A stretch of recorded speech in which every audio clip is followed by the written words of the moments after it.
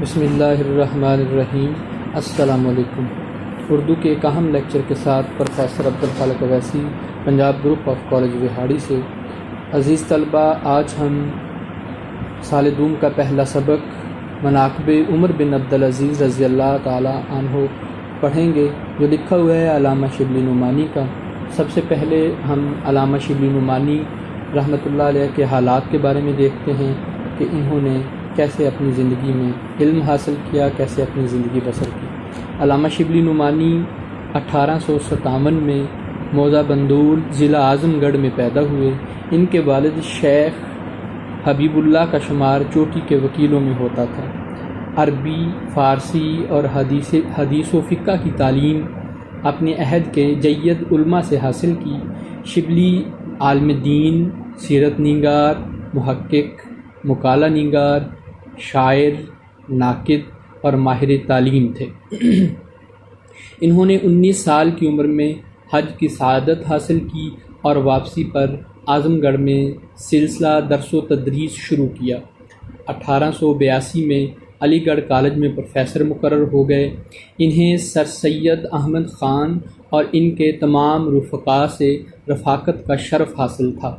یہی وجہ ہے کہ ملت اسلامیہ کا درد ان کی روح میں سمایا ہوا تھا۔ ان کی علمی، فکری اور ادبی زندگی کا مقصد مسلمانان پاک و ہند کو زوال، مایوسی اور تقلید پرستی کے اندھیروں سے نکالنا تھا۔ ان کی قومی اور ملی شاعری نے مسلمانوں کی غیرت اور ہمیت کو جگایا۔ وہ ایک بلند پایہ مکتوب نگار بھی تھے۔ ان کی علمی خدمات کے صلے میں حکومت برطانیہ نے انہیں شمس العلماء کے خطاب سے نوازا، جبکہ ترکی کی طرف سے انہیں تمغہ مجیجیہ سے سرفراز کیا گیا۔ ان کی تصانیف میں معرکۃ الآراء تصنیف سیرت النبی صلی اللہ علیہ وآلہ وسلم ہے، جس میں انہوں نے تحقیق کا حق ادا کر دیا ہے، یعنی انہوں نے نبی کریم صلی اللہ علیہ وآلہ وسلم کی حیات پاک پر ایک مستند کتاب لکھی ہے۔ یعنی اگر کسی نے نبی کریم صلی اللہ علیہ وسلم کی ذات کے بارے میں جاننا ہو تو وہ سیرت النبی صلی اللہ علیہ وآلہ وسلم اگر پڑھ لیتا ہے تو اردو کی یہ پہلی کہنے کہ ایسی کتاب ہے جس میں علامہ شبلی نعمانی نے تحقیق کا حق ادا کر دیا ہے۔ اس کے علاوہ ان کی متنوع موضوعات پر مشتمل کتابوں میں شعر العجم، الفاروق، المامون، الغزالی، علم الکلام، سوانح مولانا روم، موازنہ انیس الدبیر اور مقالات شبلی بڑی اہمیت کی حامل ہیں۔ اب علامہ شبلی نعمانی رحمۃ اللہ علیہ کا ہم اسلوب دیکھتے ہیں، یعنی اسلوب مصنف، کہ آپ کس طرح کا لکھتے تھے، آپ کا انداز تحریر کیا تھا۔ شبلی کا انداز تحریر بہت عالمانہ ہے۔ ان کی تحریر جوش اور تدبر کا بہترین امتزاج ہے۔ وہ چونکہ ایک بلند پایہ سیرت نگار تھے، اس لیے ان کی نثر میں سراپا نگاری، جزیات نگاری، منظر کشی جیسی خصوصیات پائی جاتی ہیں۔ اس کے علاوہ شبلی کی تحریروں میں تمکنت، شگفتگی اور رعنائی خیال کا بڑا دلکش امتزاج ہے۔ وہ ایک لفظ تول کر لکھتے ہیں اور بڑی محنت سے حسن بیان کا نگار خانہ بناتے ہیں۔ بقول ڈاکٹر خورشید علی اسلام، شبلی کے قلب میں وہ زور ہے جو آبشاروں میں پایا جاتا ہے، اور ان کی تحریر میں وہ حسن ہے جو ایک سلیقہ مند خاتون میں ہوتا ہے۔ یہ خصوصیات علامہ شبلی نعمانی کی تحریر میں موجود تھی، اور یہی خصوصیات ان کی تحریر کو دلچسپ اور فکر انگیز بنا دیتی ہیں۔ اور علامہ شبلی نعمانی 1914 میں انتقال کر گئے اور اعظم گڑھ میں مدفون ہیں۔ اب ہم علامہ شبلی نعمانی کے سبق کی طرف آتے ہیں۔ مناقب عمر بن عبدالعزیز رضی اللہ تعالیٰ عنہ۔ اس میں دیکھتے ہیں کہ انہوں نے حضرت عمر بن عبدالعزیز رضی اللہ تعالیٰ عنہ کی ذات اقدس کے بارے میں کیا بیان کیا ہے، یعنی آپ کی کیا خوبیاں بیان کی ہیں۔ سب سے پہلے ہمیں مناقب کو سمجھنا ہے۔ مناقب منقبت کی جمع ہے، جس کا مطلب ہوتا ہے، منقبت کا مطلب ہے تعریف، اور مناقب کا مطلب کیا ہو گیا؟ تعریفیں، یعنی حضرت عمر بن عبدالعزیز رضی اللہ تعالیٰ عنہ کی تعریف یا تعریفیں یا اچھائیاں یا خوبیاں، یعنی ان معنوں میں لیا جائے گا، یا شان و شوکت کے معنوں میں بھی لیا جاتا ہے، اوصاف کے معنوں میں بھی لیا جاتا ہے۔ تو یہ مطلب اس سے لیا گیا ہے۔ اب دیکھیے، اس میں پورے سبق میں حضرت عمر بن عبدالعزیز رضی اللہ تعالیٰ عنہ کے حالات کے بارے میں بیان کیا گیا ہے کہ آپ نے جب حکومت حاصل کی یا آپ حکومت میں جب آئے تو پھر آپ نے اپنی زندگی کو کیسے گزارا، اس سے پہلے آپ کی زندگی کیسی تھی اور بعد میں آپ کی زندگی کیسی تھی۔ ویسے تو یہ کہا جاتا ہے کہ حضرت عمر بن عبدالعزیز رضی اللہ تعالیٰ عنہ نے یعنی خلافت سے پہلے، بادشاہ بننے سے پہلے بڑی شاہانہ زندگی بسر کی تھی۔ یہ بھی کہا جاتا ہے کہ آپ بڑے کہہ لیں کہ بہت اچھا لباس پہنتے تھے، خوش پوشاک تھے، کہ اتنا قیمتی لباس اور اتنا زیادہ آپ کے پاس لباس ہوتا تھا کہ آپ کا لباس اونٹوں کے اوپر لاد کر آیا کرتا تھا۔ لیکن جب آپ بادشاہ بن گئے تو پھر انتہائی سادہ زندگی بسر کی، بلکہ جو بنی امیہ ایک خاندان تھا، ان کی ایک حکومت تھی جو تقریباً 1 صدی تک قائم رہی۔ تو یہ یعنی آگے ان کے حکومت کے بارے میں بھی بات کریں گے۔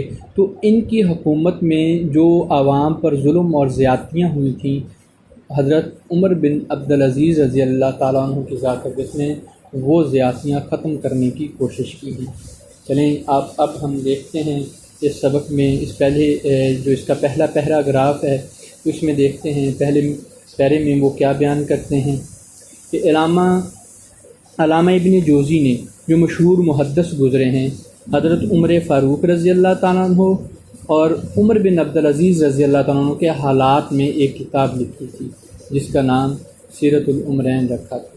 اب بیٹا دیکھیں کہ اس ایک لائن کو، ایک سطر کو پڑھنے کے بعد ہم اس نتیجے پر پہنچے ہیں کہ علامہ ابن جوزی، جو ایک بہت بڑے عالم دین تھے، محدث تھے، یعنی حدیث کا علم جاننے والے تھے، اور تقریباً 300 سے زائد کتابیں لکھی ہیں، یعنی 300 سے زائد کتابوں کے مصنف ہیں۔ انہوں نے یعنی بڑی تحقیق کے بعد حضرت عمر فاروق رضی اللہ تعالیٰ عنہ اور حضرت عمر بن عبدالعزیز رضی اللہ تعالیٰ عنہ کے حالات پر ایک کتاب لکھی۔ یعنی اب دیکھیں، 2 عمرین یعنی 2 عمروں کی زندگی کے بارے میں لکھا ہے، حضرت عمر فاروق رضی اللہ تعالیٰ عنہ اور حضرت عمر بن عبدالعزیز رضی اللہ تعالیٰ عنہ۔ اب اس سے یہ ظاہر ہوتا ہے کہ ان دونوں کی زندگی کا موازنہ کیا گیا ہے، کہ جیسے حضرت عمر فاروق رضی اللہ تعالیٰ عنہ کی ذات اقدس نے اپنی زندگی بسر کی تھی اور پھر آپ نے حکومت کی تھی، یعنی مکمل ایک اسلامی قوانین کے مطابق، تو اسی طرح عمر بن عبدالعزیز رضی اللہ تعالیٰ عنہ نے کیا کیا تھا؟ اپنی زندگی کو حضرت عمر فاروق رضی اللہ تعالیٰ عنہ کی زندگی کے مطابق، یا یہ کہہ لیں کہ اپنی حکومت کو حضرت عمر فاروق رضی اللہ تعالیٰ عنہ کی حکومت کے مطابق بسر کرنے کی کوشش کی تھی، یا ویسے حالات پیدا کرنے کی کوشش کی تھی۔ پھر آگے انہوں نے کہا، ہم نے یہ کتاب مصر میں کتب خانہ خدیویہ میں دیکھی تھی۔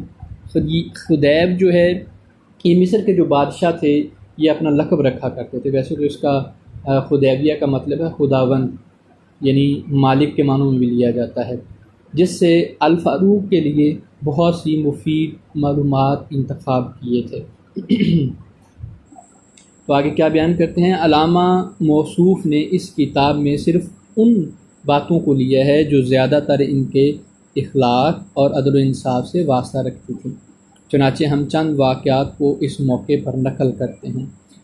ان میں حضرت عمر بن عبدالعزیز رضی اللہ تعالیٰ عنہ کے واقعات اور حالات میں سب سے زیادہ جو چیز قابل لحاظ ہے وہ غیر مذہب والوں کے ساتھ ان کا طرز عمل ہے۔ اب دیکھیں یعنی کس طرح انہوں نے، یعنی عمر بن عبدالعزیز رضی اللہ تعالیٰ عنہ کی ذات اقدس نے غیر مذہب والوں کے ساتھ اپنا ایک تعلق رکھا، کس طرح ان لوگوں کے ساتھ اپنا رویہ رکھا۔ اب دیکھیں، اگر دیکھا جائے تو ویسے تو یہ کہا جاتا ہے نا کہ جو مسلمان ہیں مسلمانوں کے ساتھ ہی اپنا ایک تعلق رکھیں، اور دوسرے غیر مذہب والوں کے ساتھ اپنا تعلق نہ بڑھائیں، لیکن آگے وجہ کیا ہے؟ اس کی وجہ یہ ہے کہ اگر تو وہ مخلص نہ ہوں گے تو پھر ہمیں نقصان پہنچائیں گے، اور اگر وہ آپ کی سلطنت میں رہتے ہیں، یعنی آپ کے دور حکومت میں ہیں، آپ کے ملک میں رہتے ہیں اور ملک کے لیے کام کرتے ہیں، ملک کے ساتھ محبت کرتے ہیں، تو پھر ان کے ساتھ کیا کرنا چاہیے؟ یعنی اقلیتوں کا بھی پھر خیال کرنا چاہیے، غیر مذہب والوں کے ساتھ بھی پھر آپ کا رویہ اچھا ہونا چاہیے، ان کے ساتھ بھی آپ عدل و انصاف کے ساتھ پیش آئیں۔ یعنی جس ملک میں عدل و انصاف جو ہے وہ ختم ہو جاتا ہے، یہ نہیں ہے کہ عدل و انصاف جو ہے، انصاف صرف مسلمانوں کو ہی ملے، یہ نہیں ہے کہ اگر آپ عدل و انصاف کی بات کریں تو پھر جو غیر مذہب والے لوگ ہیں ان کو تو پھر آپ کیا کریں؟ اپنے یعنی اس حکومت کی وجہ سے اپنے لوگ سمجھتے ہوئے ان کو تو کہہ لیں کہ فائدہ پہنچا دیں، اور جو جن لوگوں کا حق ہو، جن کا صحیح معنوں میں انصاف بنتا ہو، عدل بنتا ہو، ان کو پھر آپ نقصان پہنچاتے چلے جائیں، تو اس طرح وہ معاشرے، وہ قومیں آہستہ آہستہ ختم ہو جاتی ہیں جہاں پہ عدل و انصاف ختم ہو جاتا ہے۔ تو یہ سب سے پہلے کہہ لیں کہ یہ عدل و انصاف والی بات ہی ہے، بلکہ حضرت عمر بن عبدالعزیز رضی اللہ تعالیٰ عنہ کے دور حکومت میں جو غیر مسلم تھے وہ بلا جھجک آپ کے پاس آیا کرتے تھے اپنے مسائل لے کر، اور آپ کے پاس یعنی جو بھی ان کے معاملات ہوتے تھے وہ طے کروانے کی کوشش کیا کرتے تھے، بلکہ حضرت عمر فاروق رضی اللہ تعالیٰ عنہ ان کے ہاں اکثر مہمان بھی ہوتے تھے، یہاں تک کہ حضرت عمر بن عبدالعزیز رضی اللہ تعالیٰ عنہ نے جو اپنی زمین خریدی تھی اپنی وفات کے بعد جہاں پہ آپ کو دفن کیا گیا تھا، وہ بھی ایک عیسائی کی تھی، اس عیسائی نے کہا کہ یہ زمین میں مفت میں دیتا ہوں، لیکن پھر آپ نے وہ قیمت ادا کر دی تھی۔ یعنی اگر دیکھا جائے تو آپ نے ایک مکمل زندگی بسر کی ہے، یا یہ کہہ لیں کہ ایسی حکومت کی بنیاد رکھی ہے جیسے حضرت عمر فاروق رضی اللہ تعالیٰ عنہ نے حکومت کی بنیاد رکھی تھی۔ اچھا جی، آگے ہم مزید دیکھتے ہیں۔ عمر بن عبدالعزیز رضی اللہ تعالیٰ عنہ مذہب کی مجسم تصویر تھے، یعنی آپ نے کیا کیا ہے کہ مکمل زندگی بسر کی ہے۔ اب موصوف یعنی جس کی تعریف کی جائے، اور پھر آگے مجسم یعنی ہو بہو سراپا مکمل سر سے لے کر پاؤں تک۔ اب اس میں جو شاعر نے بات بیان کی ہے نا کہ یعنی آپ پوری کی پوری ذات جو آپ نے زندگی بسر کیا، آپ کا لمحہ لمحہ جو ہے وہ مذہب کے مطابق آپ نے بسر کیا ہے، یعنی آپ نے جتنے بھی معاملات حکومت کے تھے یا اپنی زندگی کے تھے وہ مذہب کے مطابق بسر کرنے کی کوشش کی ہے۔ مذہبی حیثیت سے ان کو عمر ثانی کا لقب دیا گیا ہے، یعنی مذہب کے حوالے سے اگر دیکھا جائے جو مذہب کے معاملات تھے، جو مذہب کے جتنے بھی یعنی کہ احکامات تھے، ان کی پیروی کے حوالے سے آپ کو یعنی دوسرے عمر یعنی عمر بن عبدالعزیز رضی اللہ تعالیٰ عنہ کہا گیا ہے۔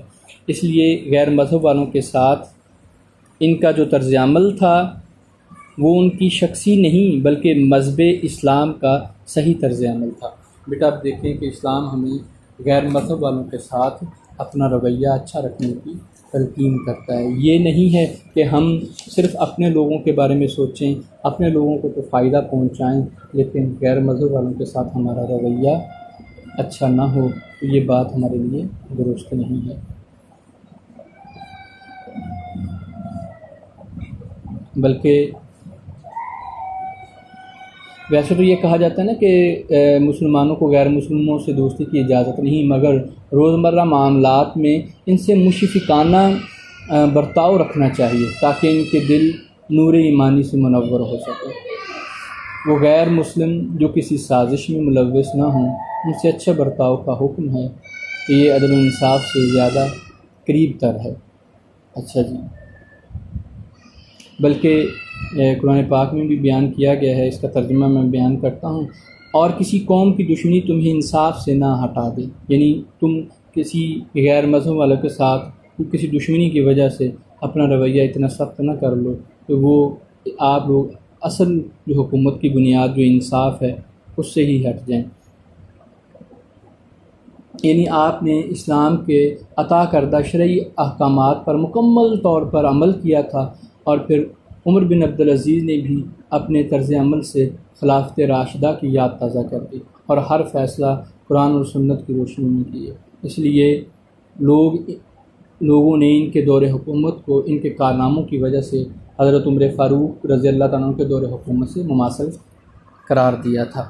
اب آگے ہم مزید پڑھتے ہیں۔ اس لیے غیر مذہب والوں کے ساتھ ان کا طرز عمل تھا وہ ان کی شخصی حالت نہیں بلکہ مذہب اسلام کا اصلی طرز عمل تھا۔ ان واقعات میں سے ہم ایک واقعے کا ذکر کرتے ہیں۔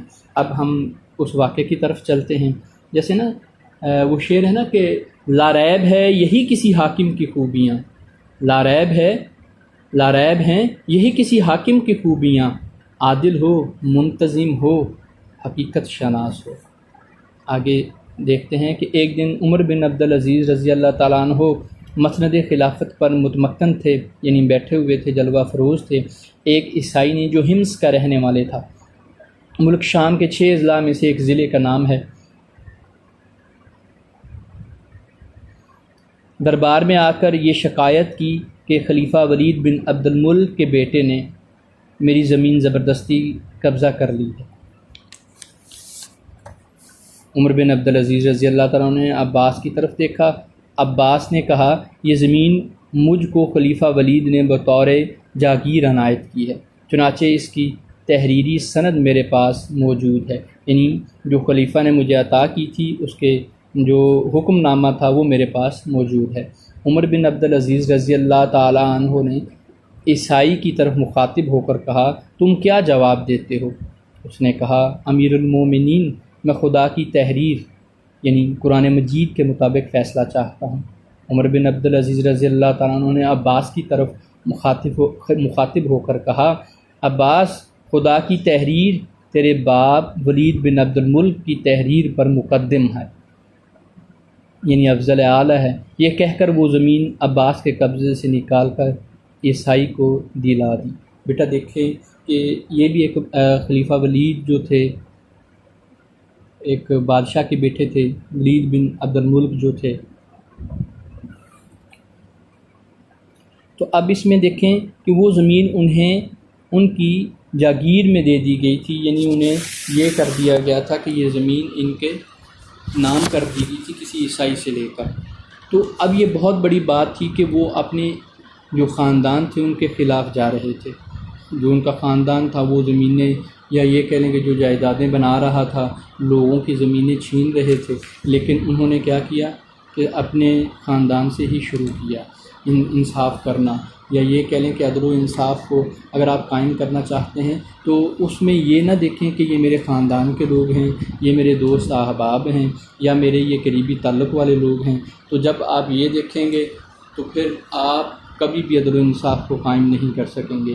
وہ معاشرہ کبھی بھی ترقی نہیں کرتا ہے جس میں صرف اپنے لوگوں کے لیے تو مطلب عدل و انصاف کچھ اور ہو، اور جو غریب طبقہ ہو یا باقی لوگ ہوں ان کے لیے عدل و انصاف کچھ اور ہو۔ تو لہٰذا عدل و انصاف جو ہے اسی وقت قائم ہو سکتا ہے جب تمام لوگوں کو ایک ہی نظر سے دیکھا جائے گا۔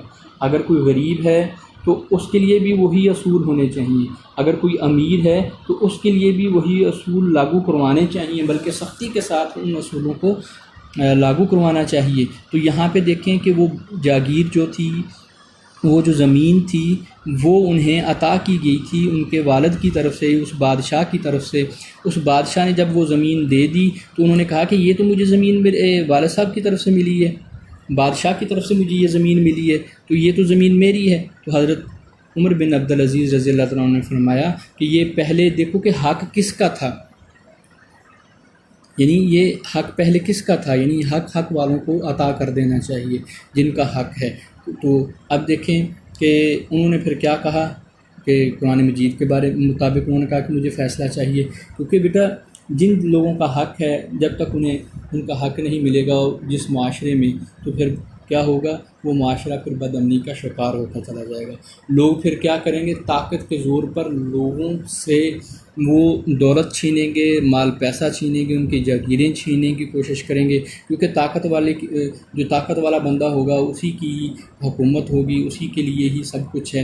غریب بندے کے لیے نہ کوئی عدل و انصاف ہے، نہ ہی اس کے لیے کوئی اعلیٰ کہہ لیں کہ کوئی اصول اپنائے جاتے ہیں، جبکہ جو غریب بندہ ہوتا ہے وہ تو مطلب اسی طرح اپنی زندگی بڑے کہہ لیں خوف اور ڈر میں بسر کرتا ہے، لیکن حضرت عمر بن عبدالعزیز نے اس خوف کو ختم کیا، اور بلکہ عیسائی جو تھے وہ بلا خوف آپ کے پاس اپنے مسائل لے کر آتے تھے، اور آپ کے پاس عدل و انصاف کے لیے آیا کرتے تھے۔ جیسے واصف علی واصف رحمۃ اللہ علیہ نے بڑے ایک اچھا قول فرمایا ہے کہ وہ شخص اللہ کو نہیں مانتا جو اللہ کا حکم نہیں مانتا۔ تو اس کے علاوہ پھر آگے ہم دوسرے پیراگراف کی طرف چلتے ہیں، اس میں دیکھتے ہیں کہ علامہ شبلی نعمانی رحمۃ اللہ علیہ نے کیا فرمایا ہے۔ ان کا ایک اور کارنامہ جو نہایت قابل قدر ہے، سلاطین بنی امیہ کی ناجائز کارروائیوں کا مٹانا تھا۔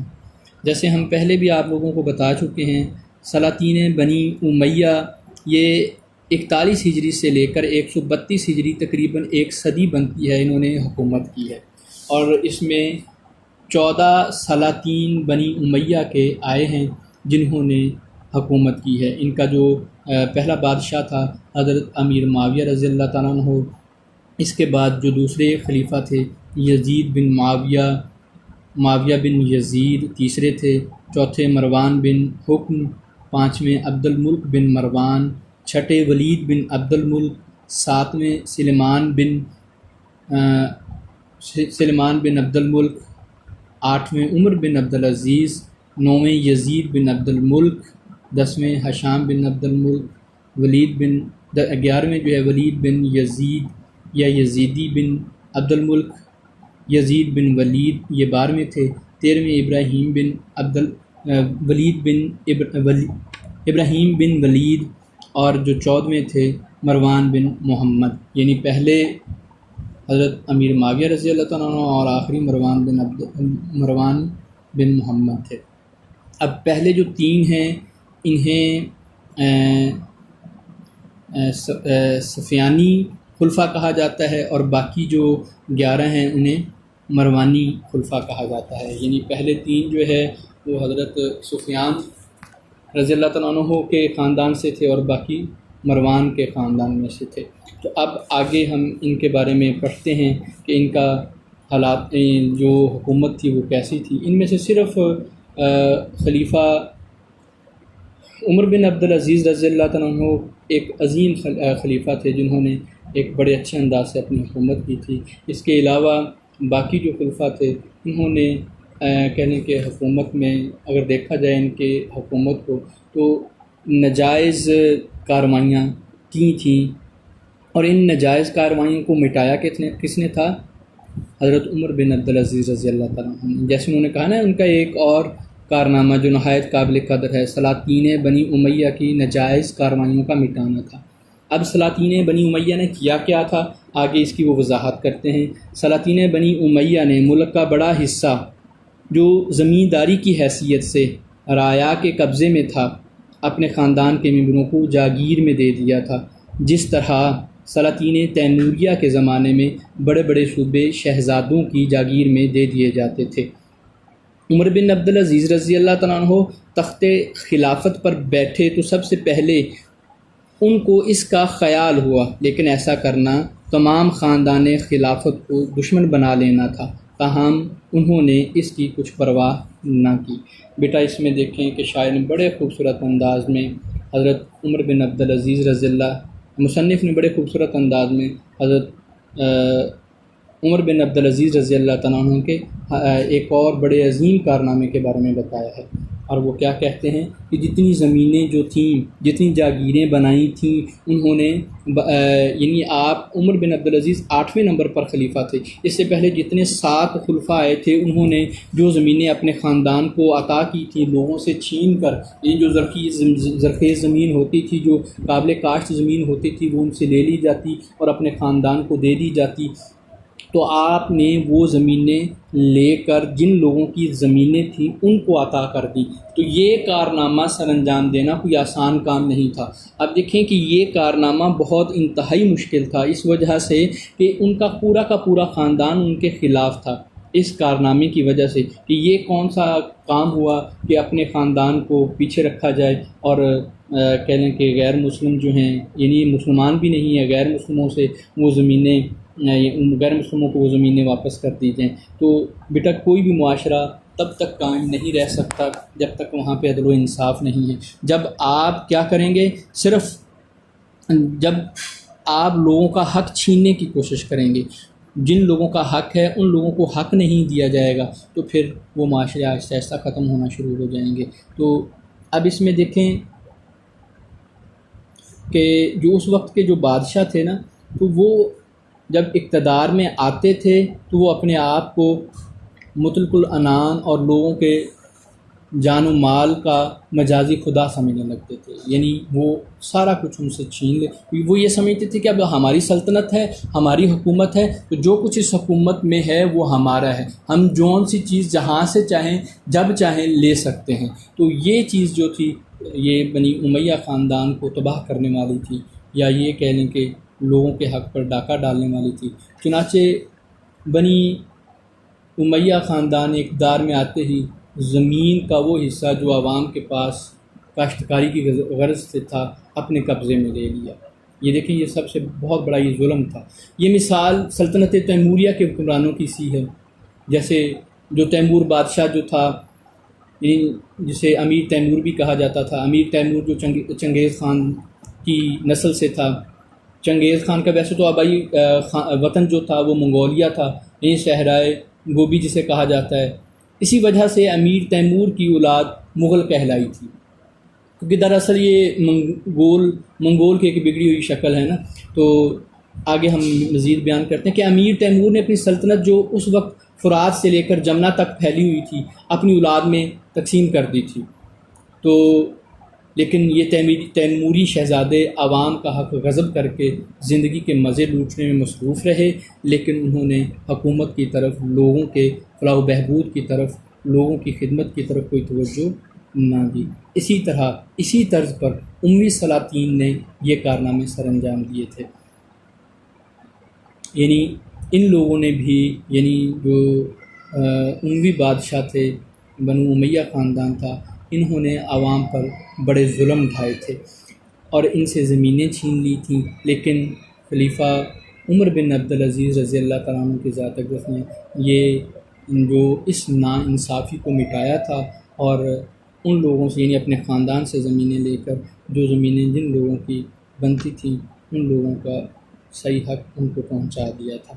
تو بلکہ حضرت عمر بن عبدالعزیز نے انصاف کا آغاز اپنی ذات اور اپنے گھر والوں یعنی بنی امیہ سے کیا تھا۔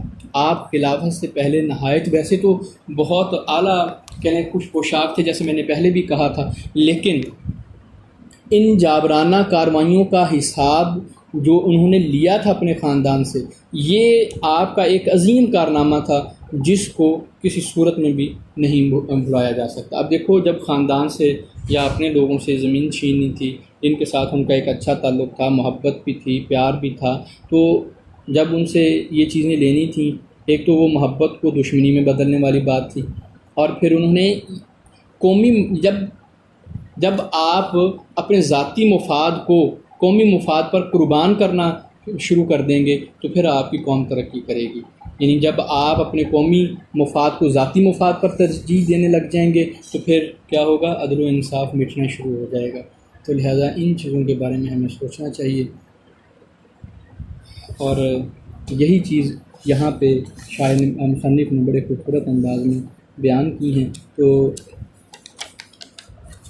جیسے وہ شعر ہے نا کہ وہ مرد ہی کیا جو ڈر جائے حالات کے خونی منظر سے، وہ مرد ہی کیا جو ڈر جائے حالات کے خونی منظر سے، جس دور میں جینا مشکل ہو اس دور میں جینا لازم ہے۔ یعنی جب حالات انسان کے سامنے انتہائی کٹھن ہوں، مشکل ہوں، جیسے حضرت عمر بن عبدالعزیز رضی اللہ تعالیٰ عنہ کے سامنے حالات بڑے مشکل تھے، لیکن انہوں نے حالات کی پرواہ نہیں کی ہے، بلکہ عدل و انصاف کی پرواہ کی ہے، اسلامی تعلیمات کی پرواہ کی ہے، نبی کریم صلی اللہ علیہ وسلم اور اللہ تعالیٰ کے احکامات کی پرواہ کی ہے، اور اسی سلسلے یا یہ کہہ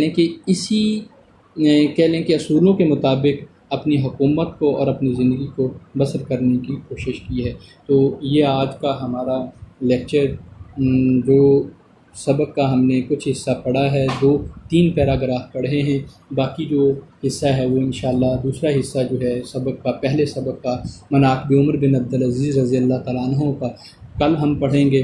اور یہ سبق آپ نے پھر جو اس میں اہم چیزیں آئی ہیں وہ بیان کی گئی ہیں، انہیں ضرور آپ نے ذہن میں رکھنا ہے، اور یہ بات آپ ضرور ذہن میں رکھیں کہ آپ لوگوں کے پاس کتاب ہونی چاہیے، اور کتاب کے مطابق پھر جو 2 شعری حوالہ جات یا اس کے علاوہ کوئی اور قول بیچ میں نے بولا ہے تو وہ ضرور اس میں آپ نے لکھ لینا۔ ایک اور شعر میں یہاں پہ بیان کرتا ہوں: مت سہل ہمیں جانو پھرتا ہے فلک برسوں، مت سہل ہمیں جانو پھرتا ہے فلک برسوں، تب خاک کے پردے سے انسان نکلتے ہیں۔ اللہ حافظ۔